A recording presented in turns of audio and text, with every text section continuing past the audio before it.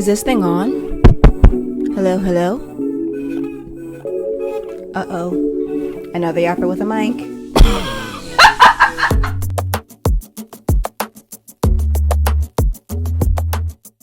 Hello, everyone, and welcome back to the Napkin in Between podcast. I am your host, Deja Jones. I hope everyone's been having a good week except for that orange drink lady. Of course. I have a reignited feeling of hope this week because Zohran Mamdani is my mayor. Like that Zohran Mamdani is my mayor. I know people have been saying that and then being like, oh, I live in Sweden. Oh, I'm in Texas. Oh, I've never even been to the U.S. I live in New York City. When I say Zohran Mamdani is my, and not to brag, okay, because he's everyone's mayor. I get it. However, Zohran Mamdani is my mayor. I live in New York City. Like, I voted for him and he's my fucking mayor. Bitch, I'm better than you hoes. No, I'm just kidding. But I feel so excited. I feel so hopeful. I genuinely have not felt this amount of hope in a year. I can remember I was talking with Talia, my roommate, about, how we feel right now compared to last year. I remember the night of the election, Talia and I were in our living room and we were just sitting there. We were watching the election results come in and we just kept telling ourselves like, like the blue wave, it's coming. The blue wave, it's coming. They still have to count all the votes. It's the blue shift that's coming. It's the red, what do they call it? The red mirage, I think is what they call it. Because so many of like the littler states that are always going to be red, like they can count their votes quicker because who the fuck lives there but people who fuck their cousins. And so it's always looking very red in the beginning, but then the blue shift comes when they start to count the bigger states' votes and the bigger cities' votes and things like that. So we just kept trying to convince ourselves, like, the blue shift is coming. The blue shift is coming. Like, we literally sounded like fucking Paul Revere. Like, the British are coming, but we were like, the blue shift is coming. Like, don't worry. It'll happen. And the more and more we sat there and blue didn't show up for her shift, bitch, no call, no showed, we just, like, the dread and the despair that came over us, we were just so fucking sad. And I remember we were trying to, like, keep up good spirits, and so we put on the Barbie movie, and we were watching this movie, and I think it low-key made it worse because we were like, this is how we should feel right now. We should be living in Barbie Land, but unfortunately, the Kens have taken over. And so that didn't help us feel any better. We literally stayed up until like 4 a.m. I got like 2 hours of sleep that night because I was tossing and turning, and I just felt so like, ugh. Like, y'all really let racism and misogyny dictate who you voted for. Because if you really looked at what Trump was saying he was going to do if he got back in office, like, you can't convince me that anyone genuinely thought that he would be better for the country. Like, you just can't fucking convince me. People voted for him because they couldn't bring themselves to vote for a black woman. Like, that, you'll never convince me that was not, like, the main thing that they went into that voting booth with. So we were just reminiscing on how we felt last year compared to how we feel right now, and we just feel like a reignited feeling of hope. And I'm just so proud, not only of New York City, and because we really fucking did that, but the elections, like, all over. There were so many big wins. Like, Virginia's blue and they just elected their first woman governor. New Jersey is blue. Detroit just elected their first woman mayor.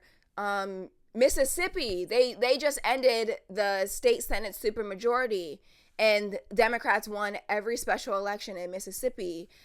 There was big wins in Georgia. There was big wins in Colorado. They just tax wealthy so that there can be free meals in schools. Prop 50 in California passed. Pennsylvania had some big wins. Like, there was just so many big wins this past election, and it just makes me so happy. It just makes me so hopeful that people are waking up. Like, woke is back. I said that I was going to go schedule 27 abortions.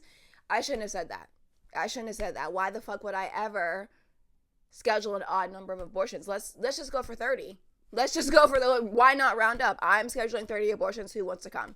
My mom can drop us off if your mom can pick us up. Like, I just feel so hopeful. Woke is back. People are waking up.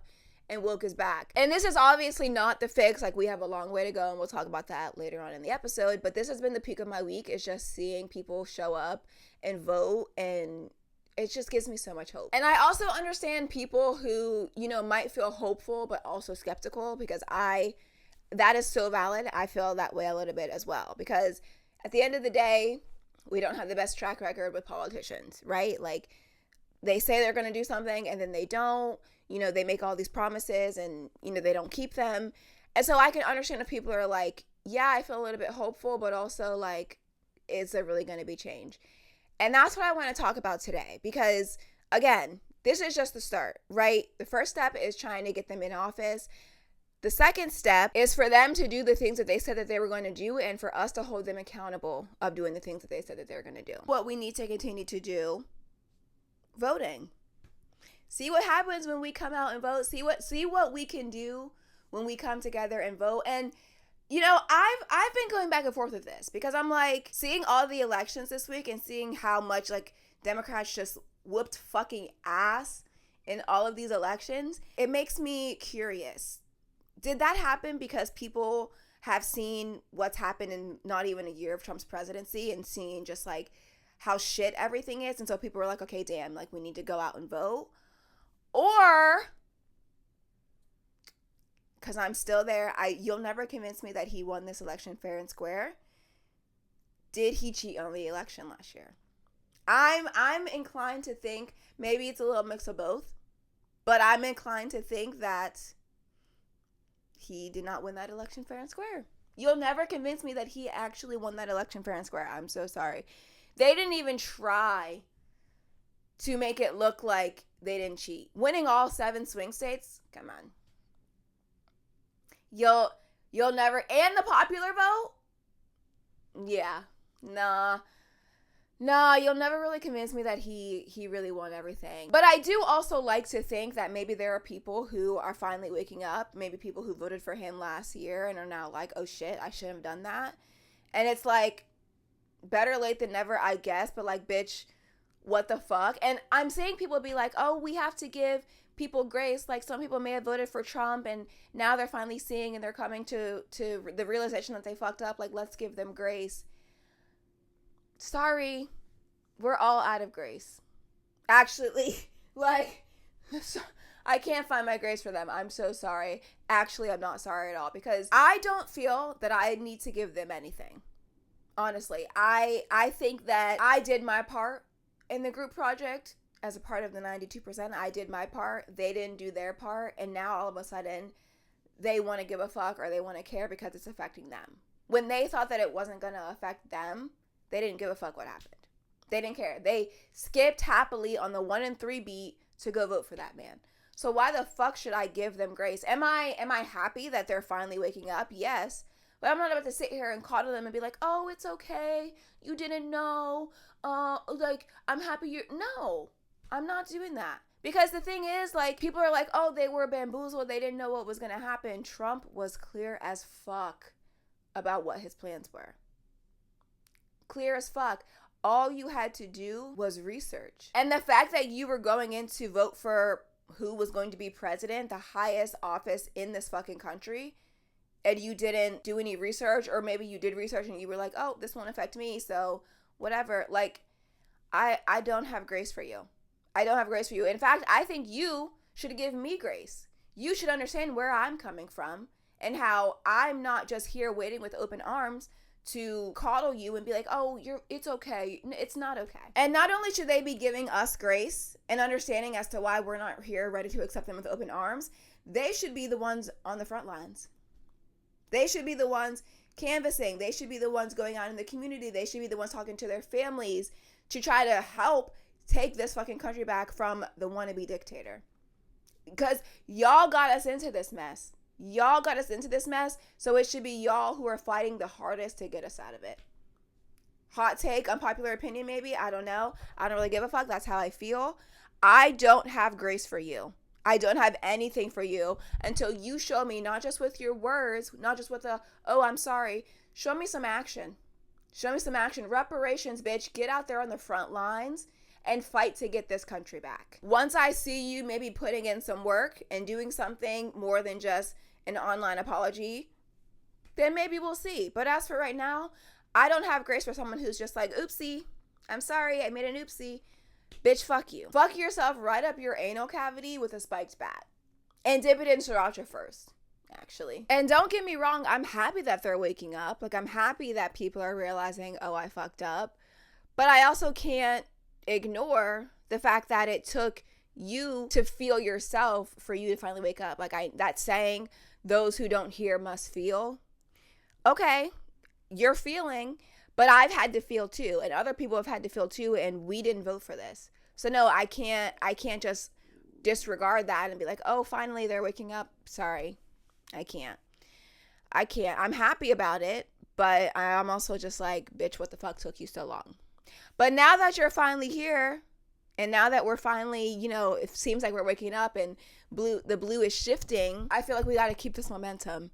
We got to keep this momentum, especially into the midterm election. Because I've been doing research, because at this point, I'm fucking tired of the bullshit. I'm tired of Trump still being this fucking president and doing all of this bullshit.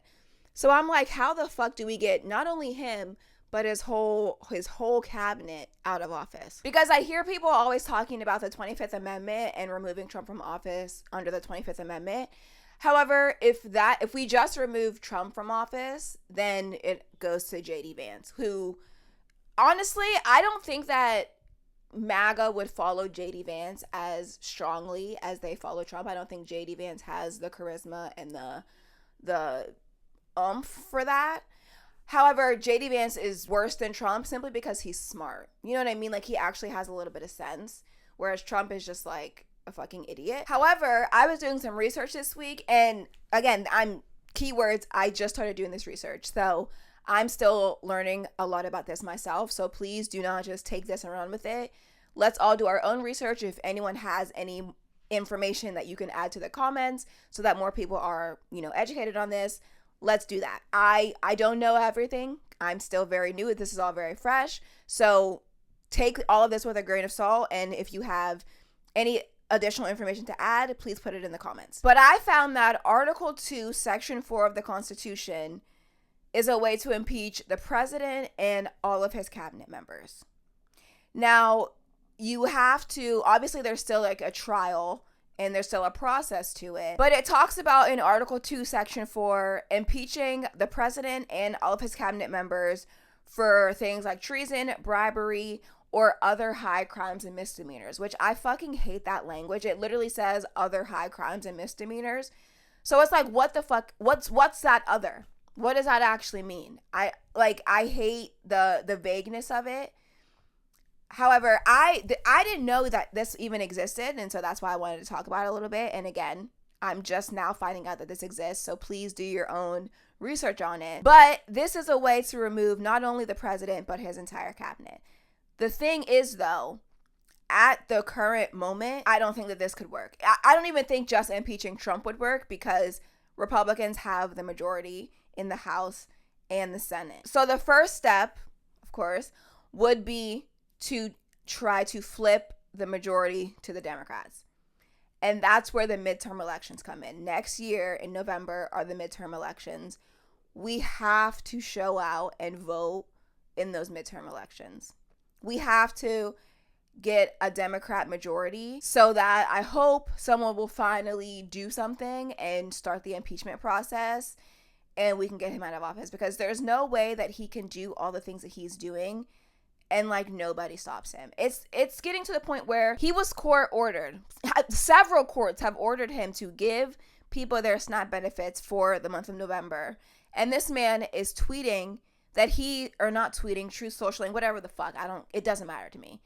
But he's talking about not giving people their SNAP benefits until the Democrats open the government. Mind you, again, Democrats have the majority nowhere. Not in the House, not in the Senate. He stacked the Supreme Court, Republican president, but of course the shutdown is the Democrats' fault.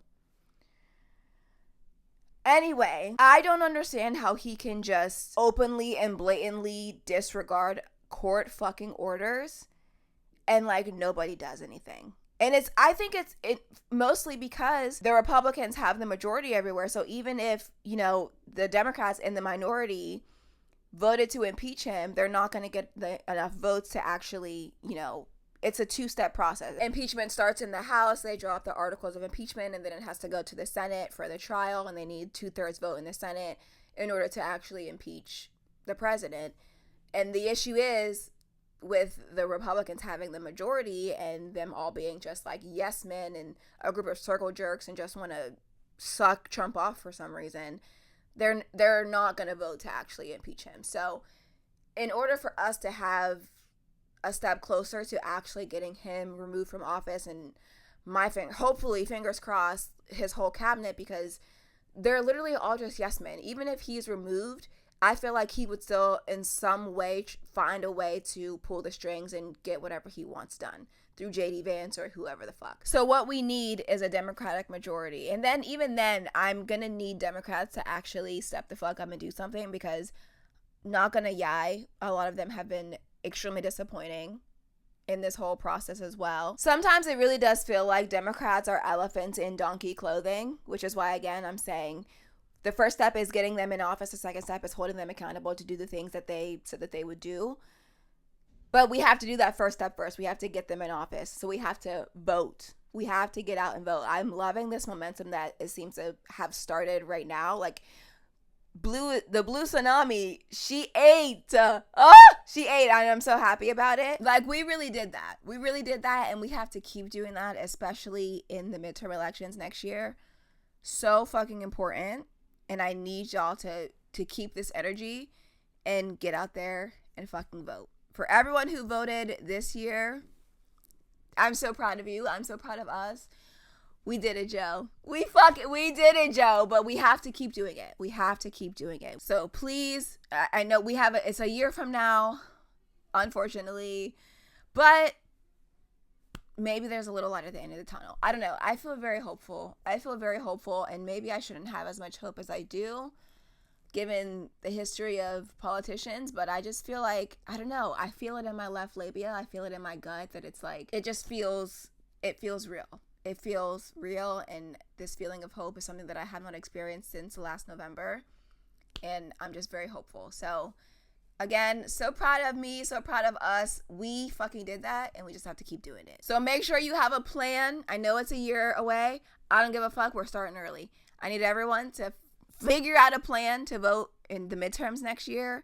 They're so fucking important. I cannot stress enough how important they are. Please, the feeling that I have right now, and the feeling that I know so many of us have right now, let that be even a bigger push for you to keep this momentum up, to keep it going, to vote next year. I genuinely cannot stress enough how important the midterm elections are, because we can't keep doing this. We cannot keep going down this path that we're going down. So it is up to us to come out and vote, and then it is up to our voted elected officials to do the work that they're supposed to do for us. Keep in mind, the government is supposed to work to protect the people. Don't ever forget that. They work for us, right? They're supposed to be protecting us. And if they're not doing that job, if they're not protecting us, if they're not doing things for the benefit of the people, not the billionaires, but the people, we got to get them out. We got to get them out, and the first step to doing that is voting. So please, this year, we ate that shit up. Let's eat that shit up again next year. Vote in the midterm elections. Make sure you have a plan. Again, I know I'm a year early. I don't give a fuck. We need to be on it. We need to be on our shit and vote in the midterm elections. Very, very proud of us this year. Let's keep this ball rolling. Thank you so much for tuning in to today's episode. I hope everyone's having a good day except for that orange drink lady. And I will talk to you in the next episode. Peace and love. Talk to you later. The Napkin in Between, hosted by Dejanay Jones, produced by Dejanay Jones, post-production by Dejanay Jones, music by Sam Champagne, and graphics by Isma Vidal. Don't forget to like and subscribe. See you next episode.